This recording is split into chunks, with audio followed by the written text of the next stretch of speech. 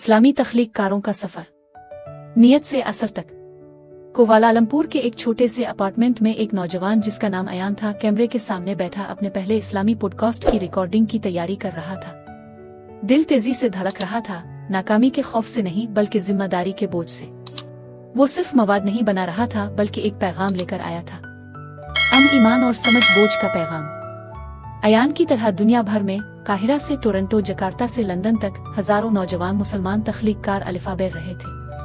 तख्लीकी सलाहियतों से लैस और दीन की रहनुमाई में वो सोशल मीडिया, यूट्यूब, पॉडकास्ट्स और डिजिटल कहानी गोई के जरिए फर्क पैदा करने निकले थे। फातिमा बरतानिया से ताल्लुक रखने वाली एक हिजाब पहनने वाली ग्राफिक डिजाइनर ने रमजान के दौरान खूबसूरत खत्ताती के साथ इस्लामी याद दहानियां इंस्टाग्राम पर पोस्ट करना शुरू की। इसे कभी अंदाजा नहीं था कि इसका सादा सा सफा एक दिन आलमी ब्रांड बन जाएगा और उसके डिजाइन दुनिया भर की घरों और मसाजिद में लगाए जाएंगे। यूसुफ ब्राजील से ताल्लुक रखने वाला एक मुस्लिम बरसों की तलाश के बाद इस्लाम में सुकून पाया। इसने टिकटॉक पर अपनी जिदोजहद, सवालात और तरक्की की कहानी शेयर करनी शुरू की। इसकी सच्चाई ने लाखों दिलों को छू लिया। इसके जरिए सैकड़ों लोगों ने इस्लाम में दिलचस्पी लेना शुरू की और कुछ ने कबूल भी किया। ये तख्लीककार आलम नहीं थे, मगर ये तालिब इल्म, मुतलाशी और कहानी सुनाने वाले थे। वो दीन को सीखने में संजीदा थे, हवालाजात की तहकीक करते, रहनुमाई लेते और अपनी नीयत की हिफाजत करते।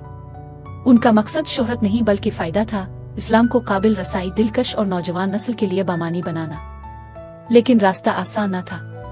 तनकीद करने वालों ने उनकी नीयत पर सवाल उठाया। कुछ लोगों ने जदीद अंदाज में इस्लामी मवाद को तस्लीम न किया। सोशल मीडिया प्लेटफॉर्म्स भी हमेशा मेहरबान नहीं होते और अक्सर सनसनी को इखलास पर तरजीह दी जाती है। मगर वो रुके नहीं, क्योंकि उनके लिए हर लाइक एक बीज था, हर शेयर एक लहर और हर मुखलिस पैगाम एक सदका जारिया।